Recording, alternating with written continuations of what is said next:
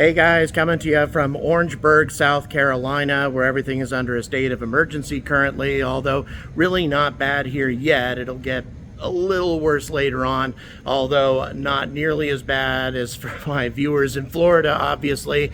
Wish all the best to you. And just want to let you know that I got some amazing footage at Cape Canaveral. Was very disappointed to not see the Atlas V launch as I was hoping to, but still got to go on a pretty special tour and see some things I have never seen before. Check it out.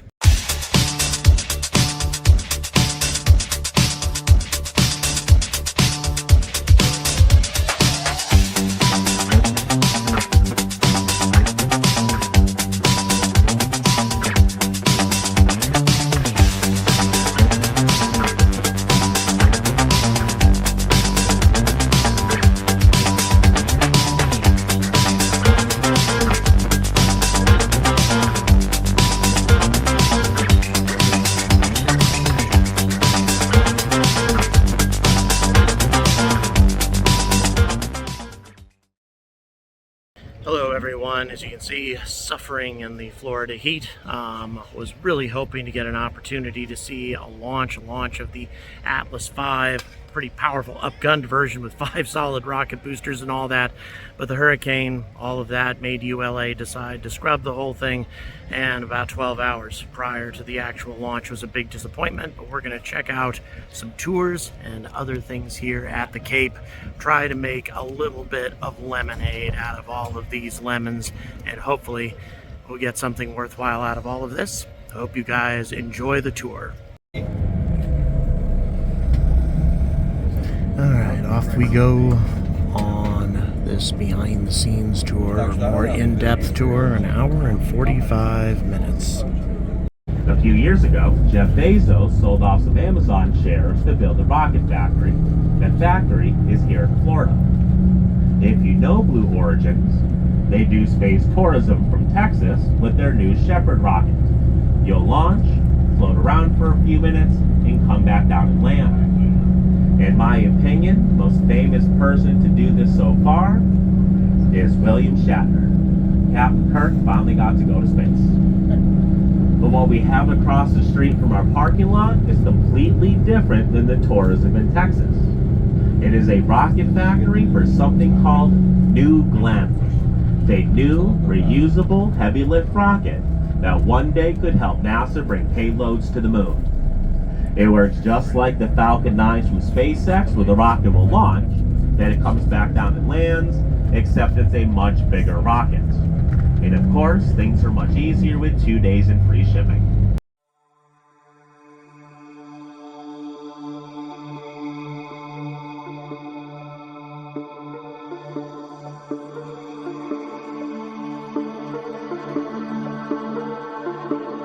If you know much about the American Southwest, it's landlocked. There's a lot of desert. But if a rocket goes off course, we have a problem. That is exactly what happened one day. A rocket went rogue. Went over El Paso, Texas, over the Mexican border, crash landed, huge crater, there were bodies everywhere. But luckily it landed on the border of a cemetery. Right, most times of the year, this is a good place to launch from. Of course, with today, the reason it did get pushed back was because of potential hurricanes. If something did go wrong during the launch, they would not have had enough time to bring it back to the pad for safety reasons. That's why they scrubbed the launch today. So, usually weather, that's one reason. Reason number 2, this used to be a small town. Easy to buy up the land, politely ask residents to move. The third reason, the Atlantic Ocean. This one's easy. It's not safe to launch over people.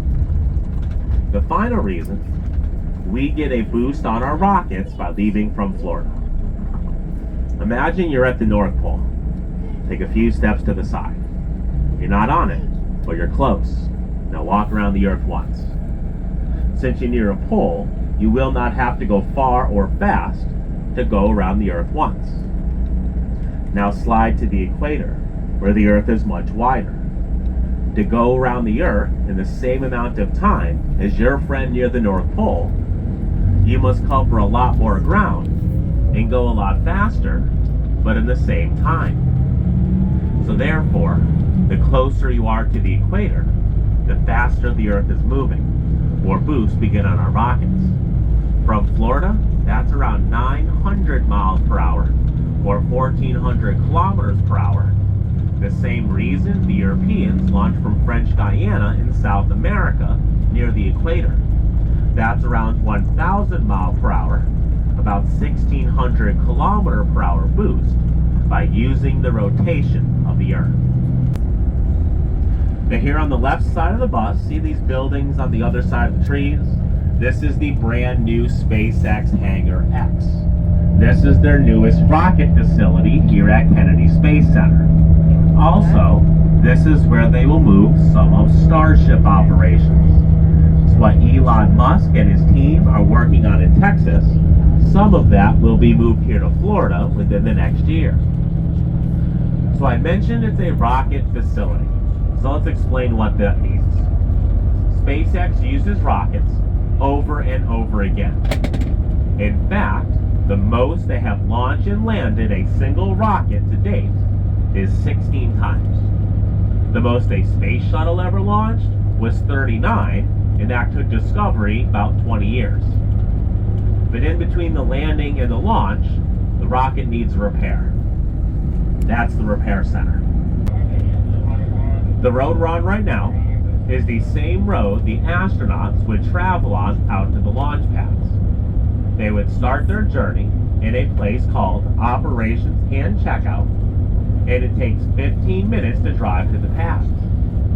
Inside your astrovan, you have the astronauts, some guards, the head astronaut, and the driver. And they must make one stop at the Launch Control Center to drop off the head astronaut before they get to the pad. Get to the LCC, head astronaut gets off, says all the cliche stuff you think about.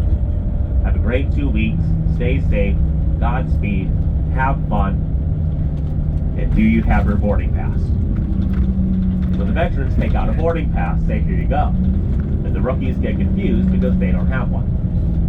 Think of how nervous you are the first time you're being strapped on top of a rocket. You get to the launch pad, NASA asks you for a boarding pass and you don't have one. The joke they used to play in all the rookie astronauts, you have to have some fun on day of launch. And here on the left side of the bus, and we'll see it better as we go past this office building, but we have NASA's Vehicle Assembly Building. For those of you unfamiliar with the VAB, this is where NASA built the Saturn V moon rockets, the space shuttles, as well as the next generation of moon rocket called Space Launch System. When you think of those historical NASA rockets launching from 39A or 39B, all of them were built inside the Vehicle Assembly Building. Now the VAB is the world's largest one-story building. It is one floor, 525 feet, about 160 meters tall. There's 4 bays. Each of the bays have scaffolding that's movable, not many permanent levels. For that reason, we consider this one big hangar, one floor, 4 bays, and that one floor is over 500 feet tall. That American flag is the height of a 21-floor building. The white stars are 6 feet, about 2 meters from point to point. So on the left side of the bus, that building with the black glass windows, that's the Launch Control Center. Every launch from 39A or 39B was controlled from inside that building. There's 4 rooms. 1 is to the right, 4 is to the left. 1 was Apollo, early space shuttle, and Artemis. Room number 2 was space shuttle as well. Room number 3 was a backup room, and movies like Armageddon were filmed inside room 3. And room number 4, all the way to the left, the last 21 shuttle launches and currently SpaceX. So the easy way to think of it, this is where they do the countdown. Now we have 2 bays on our side. 1 is to the left, 3 is to the right, 3 is partially open. 3 is where we will build Space Launch System, NASA's new moon rocket. We expect to start building the new moon rocket for Space Launch System for Artemis 2 here in the next few months. The plan is to launch it in November of 2024. We'll send 4 humans further past the moon than humans have ever gone, 3 Americans and 1 Canadian in the first international moon mission. And as of right now, our plan, the end of 2025 or early 2026, first woman, next man, walking on the moon. Yes, we'll have people on the moon once again in the next few years. Yes, again. You'd be surprised how many people like that I get out here. Paid $90 to tell me we didn't go to the moon. Whatever. Some people just can't convince anything. Now, coming up on the left side of the bus, we'll see a set of pillars along with some construction going on. In fact, the pillar closest to us has a number 4 on it. Now, these pillars here are important because you'll find them all over the Space Center. When you build and launch your rockets at NASA for Kennedy Space Center, you build them on top of a big platform that rests on top of those pillars. So the crawler transporter can slide underneath that platform. It will then lift up 6 feet or 2 meters. And in one big piece, the crawler, the platform, and the tower will drive inside the vehicle assembly building to build the rocket on top. Once the rocket is built on top, in one giant piece, the crawler, the platform, the tower, and the rocket will journey to the launch pad. Once we arrive at the pad, we will find another set of pillars, just like what we have coming up on the left. We lay the platform down on top, the crawler slides out from underneath, now your rocket is ready to launch. Now this area here is not for launching rockets, this is where we repair the launch equipment. Now normally there's a set of equipment sitting on these pillars, but you guys were in luck. It is currently sitting on 39B. We'll have a great view of that a little later in the tour. Now coming up on the left side, we have the crawler transporters. This is what will lift up the equipment and rocket and carry everything to the launch pad. Same tube for Apollo, same tube for Space Shuttle. The one closest to us, Crawler Transporter 2, is currently being used for the Artemis program. Been working on those sounds for a long time.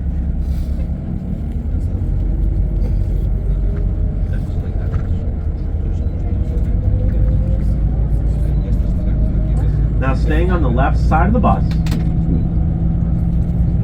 we have 2 tan buildings. One says Boeing, the one next to it is blank. Those are called Orbiter Processing Facilities, Space Shuttle hangars. This is where you keep the space shuttles in between the launches before bringing them inside the vehicle assembly building. The way you can tell this is Space Shuttle, the big wide door across the bottom for the width of the wings, and that slit above the door is where the tail of the Space Shuttle would fit inside that building. As we turn, we'll take another look at the vehicle assembly building. On our side, we have bays 2 and 4. So 4 is to the left, 2 is to the right. We never finished bay 4. As odd as this might sound, why build 4 to only use 3? It's because the original plan for going to the moon is not how we went. The original plan for going to the moon was to build 4 Saturn V rockets around the same time. Skylab, America's first space station, was built out of the 3rd stage of a Saturn V rocket.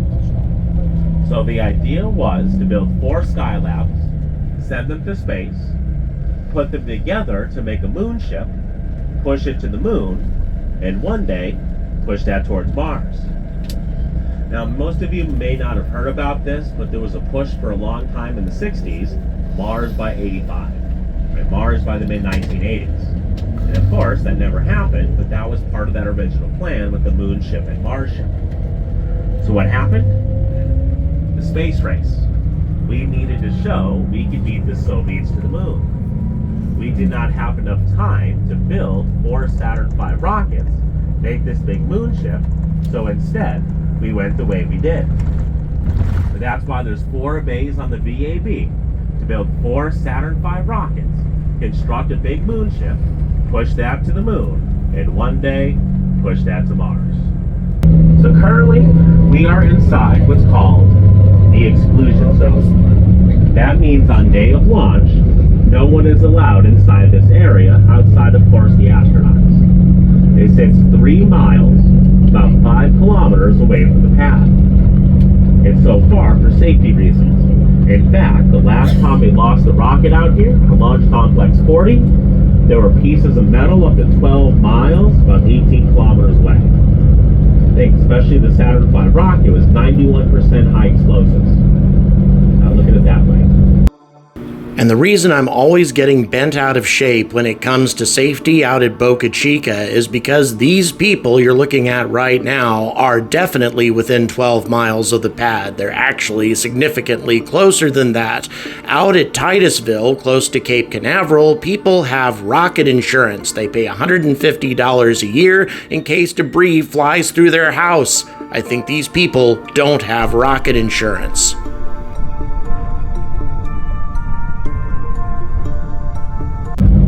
Now, from the vehicle assembly building to go to the launch pads, you will follow this road on the left side of the bus called the crawler way.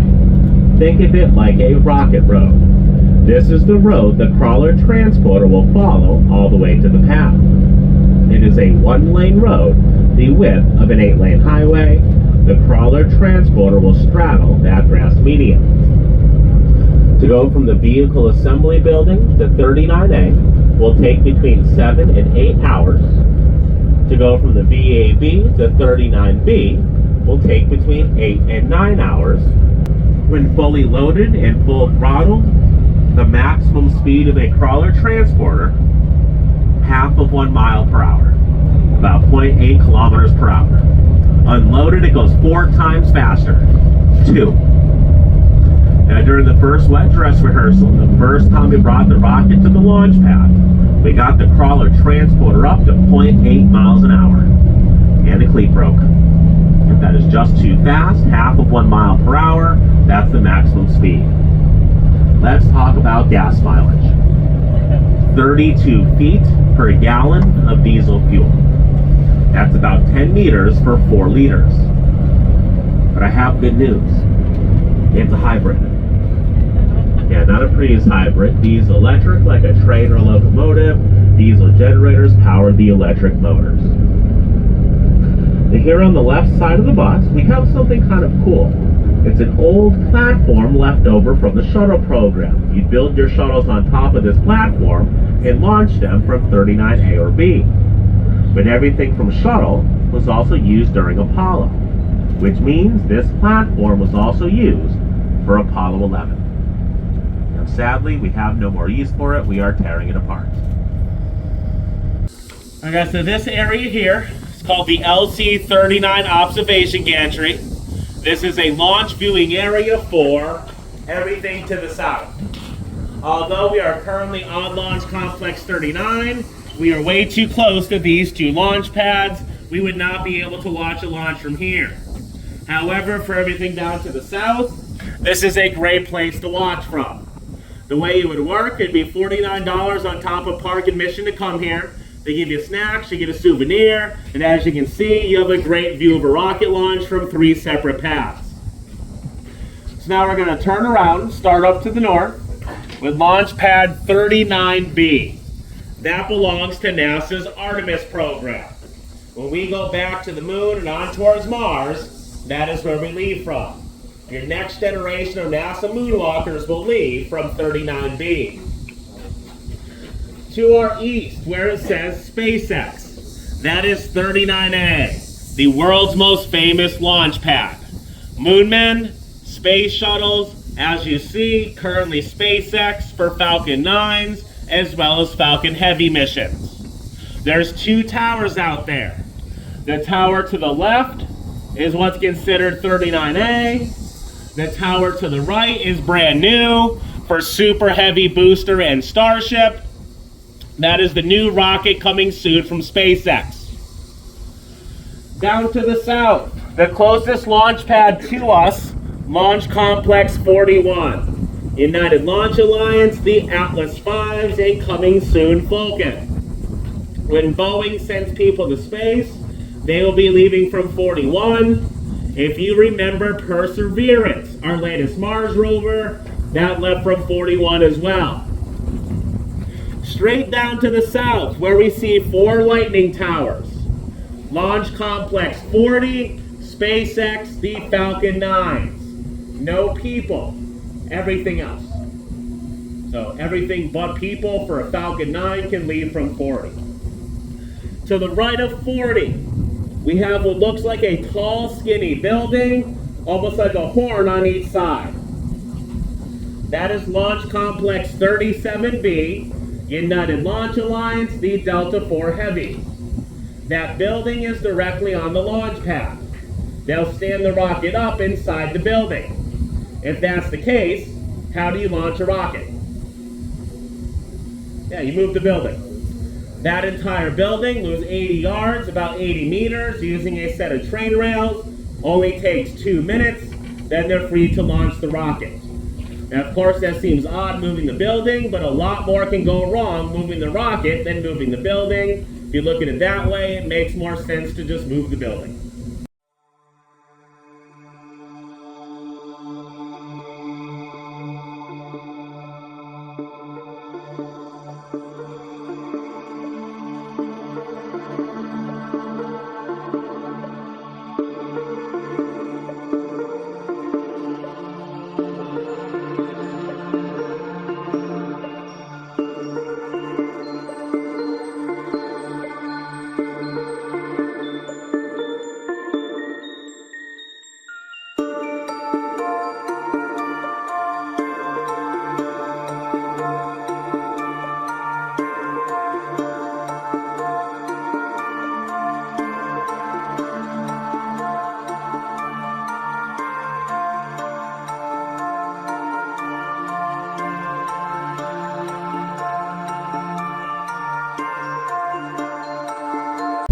So here we are at 39A, the most famous launch pad in the world.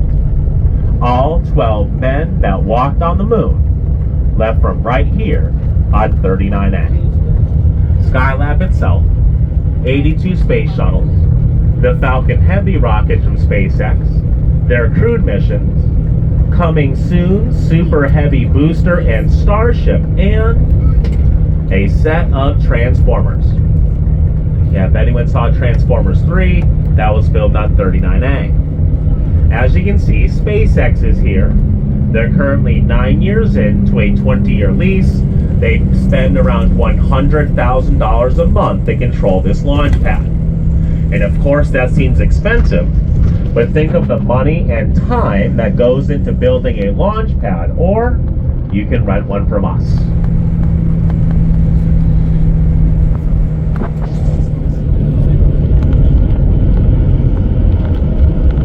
As we make our turn, let's take a look to the left side of the bus at the launch pad. We have 2 towers, a short one to the left, a tall one to the right. Let's talk about the short one to the left. Up at the top is a white bridge sticking out the left side. That is called the crew access arm. That is what the astronauts will walk across to get inside their capsule. We actually had a set of astronauts walk across that bridge just a few days ago that went to the International Space Station. I believe that was Friday morning. Very, very early Friday morning. Now follow that tower down to its base, excuse me, Saturday morning. Now follow the tower down to its base. You'll see a white piece of metal. It's very large and it's horizontal. That is called an erector transporter. That is how you stand the rocket up on the launch pad. You lay the rocket down on top, pivots to the vertical position, now your rocket is ready to launch. Now there's also a set of train rails on that launch pad to bring it in and out of that hangar. Now of course we'll see a lot of construction out here. All this construction is getting ready for Super Heavy Booster and Starship. That is the brand new rocket coming soon from SpaceX. And if you cannot tell by the size of that tower, this is going to be one gigantic rocket. In fact, once it makes it into low Earth orbit, it'll be the tallest, the most powerful rocket ever to do so. It'll be the first rocket over 40 stories tall. Now, to put in perspective how powerful this new rocket will be, the old Saturn V could shake the windows in downtown Orlando, 50 miles or 80 kilometers away from here. You don't need to know how much power this is, but it had 7.5 million pounds of thrust. The new one from SpaceX will have over 19. Yeah, you're looking at over 2.5 times the old Saturn V rocket. Yes, we are very worried about the windows in Titusville, possibly Orlando. For stuff like that, my parents have rocket insurance. Yep, that's a thing locally. My parents have rocket insurance. It's $150 a year just in case they get hit by rocket parts. That's for real. Yep. They live at the very edge of the Space Center. So just across the river so they can see all the launch pads. As I mentioned, we had that rocket when we lost it. We had pieces of metal 12 miles or 18 kilometers away. My parents live 13 miles away. Another reason it's actually good to live here that I didn't mention, we're like the least likely place in Florida to get a hurricane. That's why the Space Center's here. In the last 150 years, we've only taken a direct hit 11 times. We left the moon rocket on the launch pad last time. Yeah. So the moon rocket is good at 60 feet above the ground for 85 mile per hour winds horizontally. The winds got up to 83. Yeah, so whoever decided to leave it out there got lucky. The reason we left it out there, had we moved it back into the building, we would have missed our next launch window and had to delay over 2 months. And at this point, we're already 2 months past our first launch window. So that would have pushed back the rest of the program. But most of this stuff out here is designed to withstand up to Category 3 hurricanes. Now, as we take a look at our launch pads, they look a little bit different. 39A still looks like Space Shuttle. 39B, if you remember Apollo, looks similar to Apollo. Now, when we talk about launching rockets, you need launch equipment. It doesn't matter where you keep it, as long as it's on the launch pad for the launch. For 39A, that tower, the one to the right, is permanently on the launch pad. Over on 39B, you may notice the tower is on top of a platform. The reason to do it that way instead is flexibility. Think of it this way. Your limiting factor for launching is launch equipment. For 39A, since that tower is permanently attached to the launch pad, it's like you're permanently stuck with that rocket. Whereas on 39B, if you can change the platform, you can now change the tower, you can change the type of rocket you're going to launch. And as I suspected, even though I edited a lot of this out, there's still quite a lot of tour left, including, as you can see, we get really close to some of these launch pads, and that's going to be coming to you in part 2 of this amazing tour. And by the way, if you want to see all the unedited stuff, including some things from other buildings that I'm not going to show you on this particular tour, well, you can get to that on my Discord server. All of the details are in the description. Thank you very much for watching, and until next time, I urge all of you to stay angry about space.